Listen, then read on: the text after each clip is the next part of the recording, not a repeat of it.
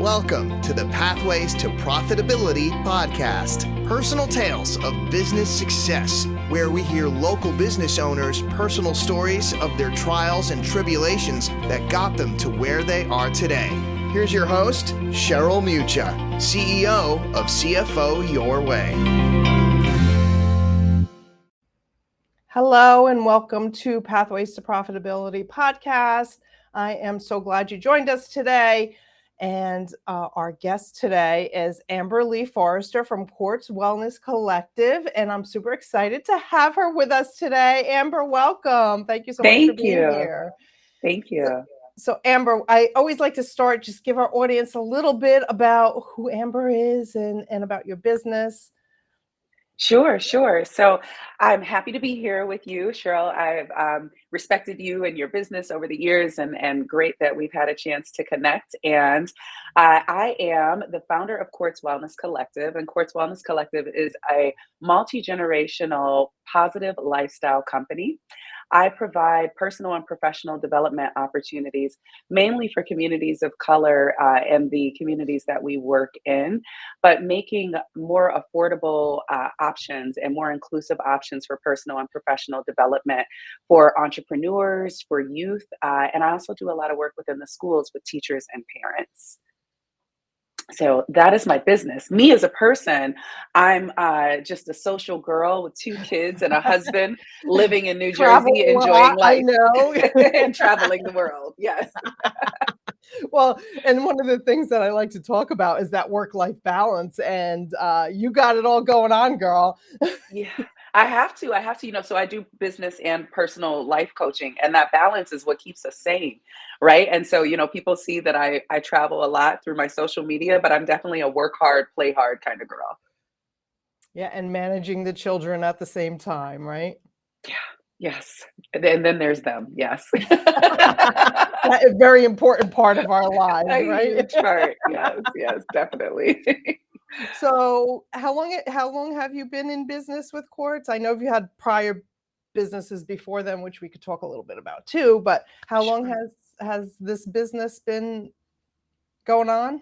Yeah. So I've been a business owner for 18 years. Quartz Wellness was founded in 2017. So I'm going on my 5th year, and it's really evolved over the last 5 years. But yeah, we're doing better than ever, and just in position to have a really phenomenal year this year. If we have time, or if you're interested, I'd love to talk a bit about the evolution. As business owners, we start out and we believe our business is going to be one thing, and then we respond to what people respond to and organizations respond to of what I think we bring to the table, and that is definitely a big part of my story. Yeah, and I was going to ask you that specific question to talk about the evolution, because I've been a part of that evolution with you, and it's a typical business owner story. Like we figure it out as we go along, and then things happen along the way that cause us to change course. And congratulations on the 5 years. I want to say that too, because that's a huge milestone. And I remember when I hit my 5 years, it was like, I could do this, kind of thing. But tell us a little bit about that evolution, like where you started and maybe some of the things that made you or caused you to change along the way. Yeah. Thank you. Would love to talk about that. So where I started, and I'm sure we'll probably get into my previous business, but I was in a previous business and it was doing really well, but it wasn't serving me where I was in my life at that point. When I started the previous business, I was single, I had no children, I lived in Miami, I was footloose and fancy free. And as I matured and got older as a businesswoman, as a person, I started to have a different desire. I felt that my purpose was evolving. And so I've always been one for personal and professional development. I'm from Detroit, Michigan. I went, to make a long story short, I went from a public school setting to, I got a really great scholarship to go to a private school in the suburbs. And I was around all of these massively successful families. And I went, wow, like how do these people become this successful? And because I didn't have the resources necessarily around me, I would ask a lot of questions to the parents, and I read a lot of books. I started reading a lot of business books and then a lot of personal development and spiritual books. How do I change my mindset to get to where I want to be? And so as a teenager, this became very important to me. Through my 20s, I was obsessed with this. It's always been something very important to me. And so when I looked at what I wanted to be doing with my life, I said, I've always been the person to give advice or to help people work through challenges. I created a few empowerment programs and mentorship programs for youth.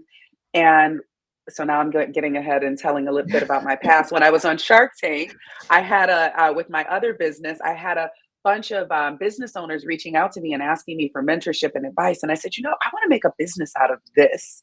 And so that's kind of where it started, but I didn't really, know exactly how it was going to be something that I could scale into a major business If then. I could just interrupt you for 1 second. It sounds like in your teen and early 20 years, you were surrounded by a lot of great mentors, and you took not that you took advantage of it, but you tapped into that and really used that and just kind of, we're sponges at that age, right? Just absorb as much as you can Yeah. when you're Yeah. in that situation.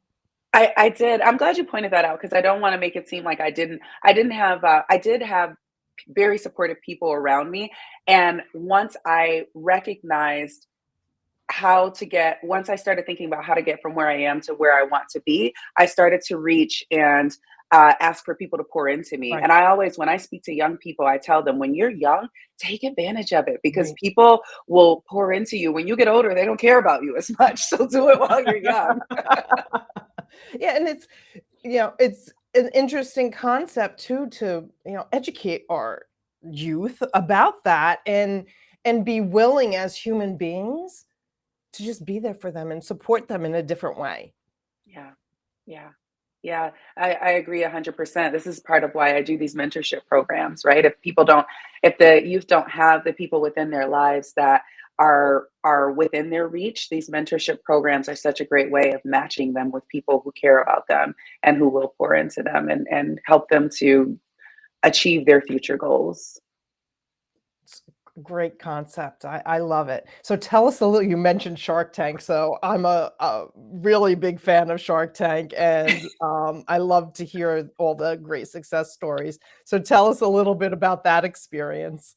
I know, right? Everyone's always like, what happened on Shark Tank? So, okay, I'll give you the couple minute version of it.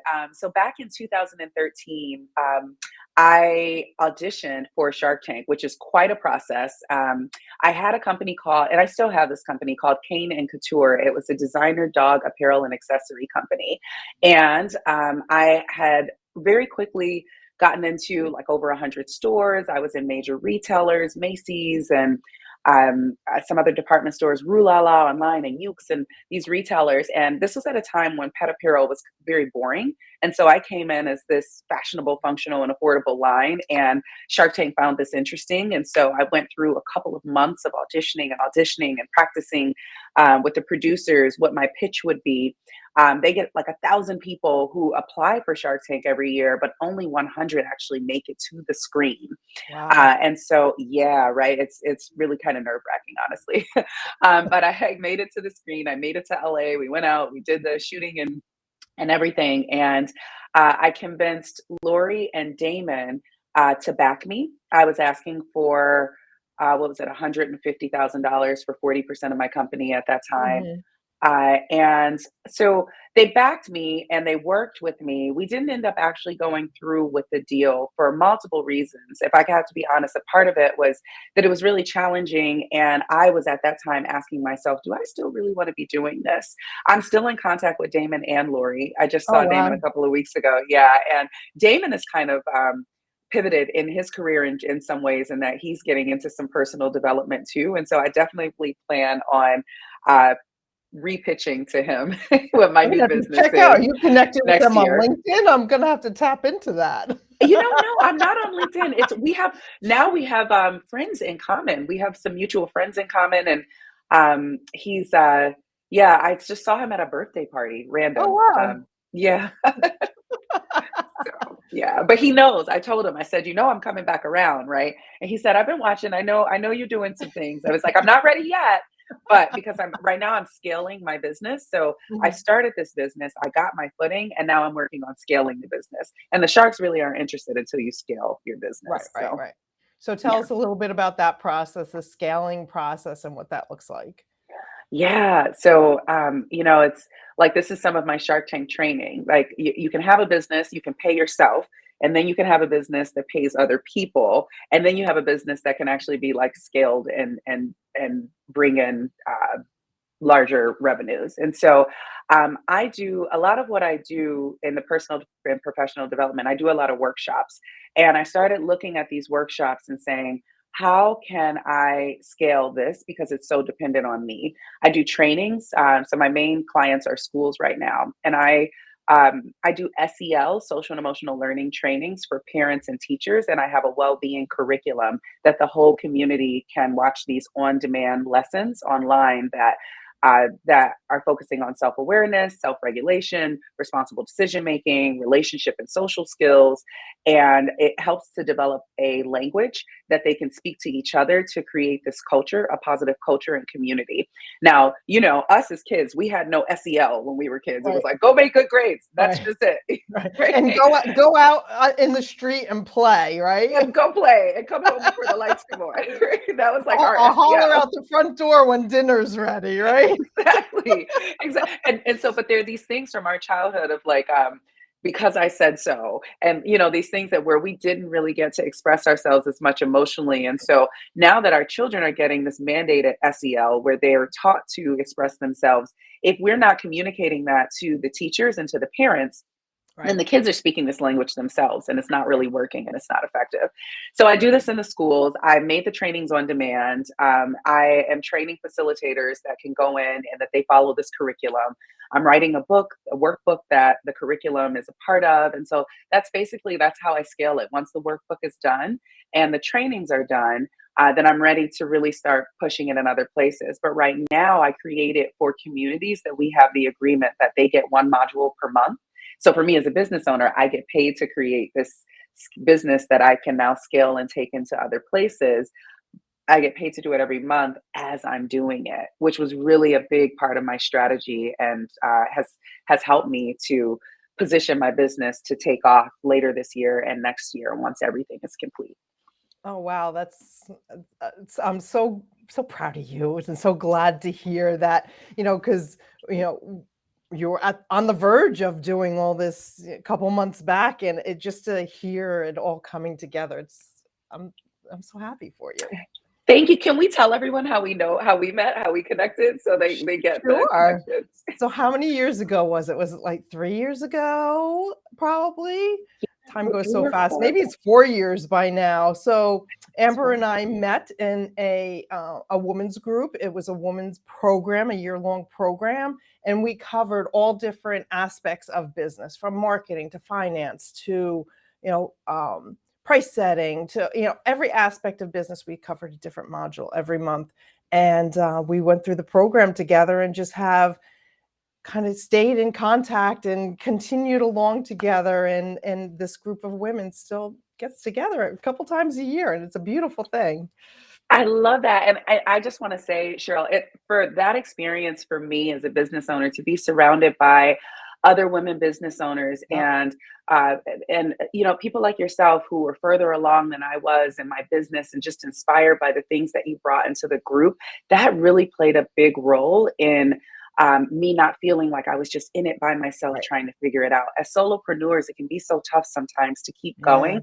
And that connection, that consistency that we had in meeting every month did so much. And one of the things that you impacted me most was really getting me to pay attention to my financials Yep. and not just the passion that I had behind this business.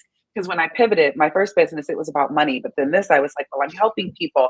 And she was like, well, you got to make money, girl. So like, what are your financials looking like? And I needed that at the time that you gave that to me to really start to get more strategic about where the money's coming from and how do I align my efforts with the revenues that actually make this a sustainable effort and not just a volunteer experiment.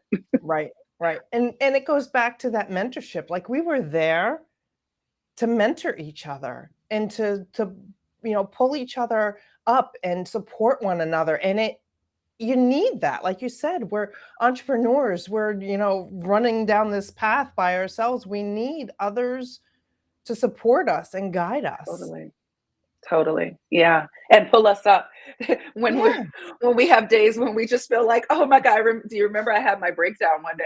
We were Yep. doing the strategic plan and I was like, I don't know if I want to do this anymore. And you guys were like, oh no, no, no, honey, get up off that floor. You gotta keep going. And I was like, okay.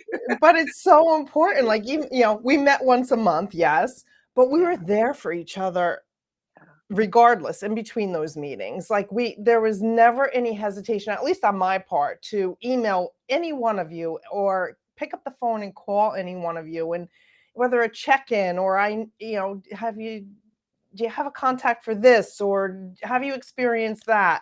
It's so 1,000%. important as entrepreneurs and to our audience, you know, whoever is thinking of making this giant leap, because it is a giant leap to go from the corporate environment to being your own boss and following this entrepreneurial path. It's so important to surround yourself with Yes. those that can lift you up. Yes, yes. I ask, this is one of the things that I ask business owners when I first start to work with them. What is your support system? Right. And what is your resilience plan? Because there are so many reasons to quit, but we want to get proactive about putting the support in place that when things get tough, when we have to ask a question, when we don't know where to go, who do you turn to? What do you do when you feel like that work-life balance that we talked about, when you feel like you've been working, working, working, and you're frustrated and maybe not seeing the results? How do you put the what you need in place to get you through the tough times? And then how do you really evaluate your success? Sometimes as business owners, we just keep going and going and going. And we don't always take a step back to look at the big picture and evaluate our success and even come up with what our plan is and moving forward. And I think that group was a big part of reminding us to be mindful of doing so. And I've kept that that habit, that practice, even though we unfortunately don't have our group anymore in the same form that it was. Right. But you've taken that experience and now are passing that on to, I'll call the next generation. Yeah, Because obviously they're the future of this world and the skills are the same. yeah, yeah, yeah. That's so true. There's a quote by Frederick Douglass that says it's much easier to build up the youth or something than to repair broken men. I'm butchering that a little bit, but it's like can get so stuck in their ways, and adults Right. don't always want to hear, "Hey, this is how you do something different." Unless you're business owners like us, we're like, we eat Right. what we kill. Tell me how we can improve. What do we need to do to, to get How do this I right? kill, right? Right? What I can, like not kill, but you know what I mean. Like Right. we it's really critical for us to be open to change. Yeah, in the work that I do on the personal development side, I really didn't expect to be doing as much work with the youth as I do and within schools. But I really enjoy the space of being able to create a positive impact in schools and leave children with tools and skills that they can use for their whole lives. And like Right. that makes what I do every day worth getting up for, worth staying up until 4 a.m., worth I'm back in school getting my master's degree, Oh, worth wow. being in school along with being a mom of two, along with all that I have to do for my Right. business, because I know that I'm making a difference, and that really just makes me feel like I'm on purpose and I'm doing what I'm here to do. Right. And those skills are, we talk about business and being an entrepreneur and all that, but those skills that you're talking about have dramatic effect in everyone's personal life as well, because they're transferable. They're skills, the foundation skills that every human being needs. Yeah.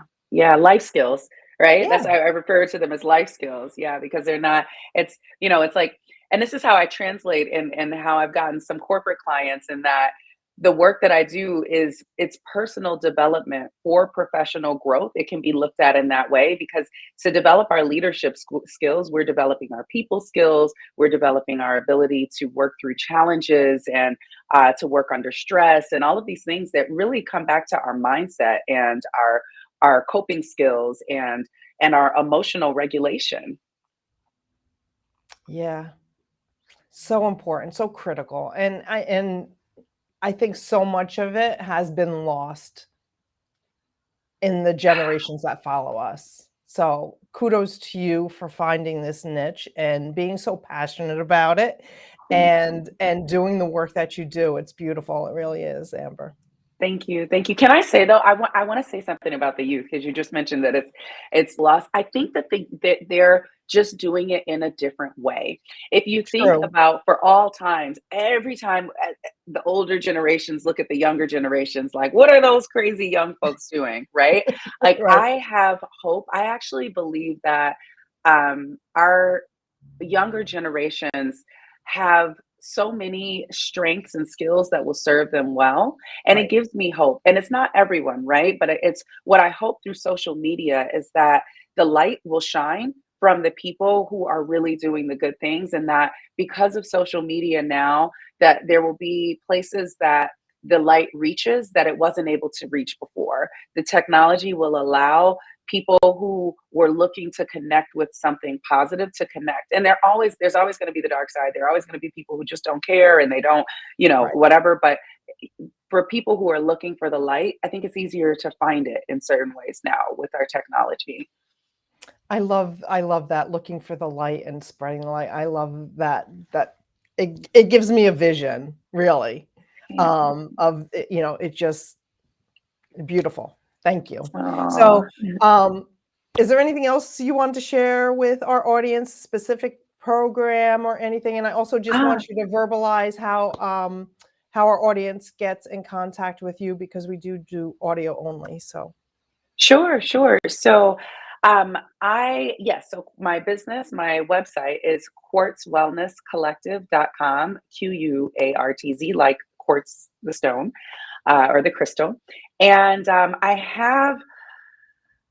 have workshops every month. I do what's called Flourishing Fridays, and on Flourishing Friday, we do a group of women getting together to have almost like a virtual lunch together and talking about issues that are affecting us in our personal and professional lives. I also have a positive parenting workshop that I do on the last Friday of the month at 11 a.m. And you can get on my newsletter to find out about those. And that newsletter is available through my website. The newsletter also opens up all the other engagements that I do when I'm doing a workshop or a talk. People know through my newsletter, and my newsletter has been described as a breath of fresh air. So if you feel like you could use some positive professional or personal encouragement and tools and skills and resources, I send this newsletter weekly that brings that right into your mailbox. very nice. And I'm sure everyone can find you on LinkedIn as well and be able to see your LinkedIn posts. Yes, yes, Amber. I think I'm just Amber Lee Forrester on LinkedIn. Should bring you right to me. Okay, So yes, perfect. Well, Amber, thank you so much for sharing your story and letting our audience know that it's doable. Like we can pivot, we can change, we yes, just have to kind of forge forward and know our hopes and dreams, and it's doable for yes, it is. each and every person that lives here on earth. If you're ready to put the work in, if you're okay with Exactly. giving some effort, then yeah, it is. You can get from where you are to where you want to be, Yeah, for it's sure. not easy. No one's going to tell you it's easy. Someone once said to me, "If it was easy, Cheryl, everyone would be doing it." Right, right. And you got to be a little, I won't say crazy, but sometimes it feels that way. You have to have that dogged determination, to Yes. really get to the levels of success that we admire in so many others. Like they didn't just wake up and get there overnight. So they Yeah. put the work in. Thank you Yes. so much for having me. This was Thank you wonderful. for being here, Amber. And to our audience, thank you for tuning in. Be sure to go to pathways to profitability.com to see this and all the other episodes of the podcast. Have a wonderful day. That's it for today's episode of Pathways to Profitability. Remember to ask yourself, where can I pay my success forward today?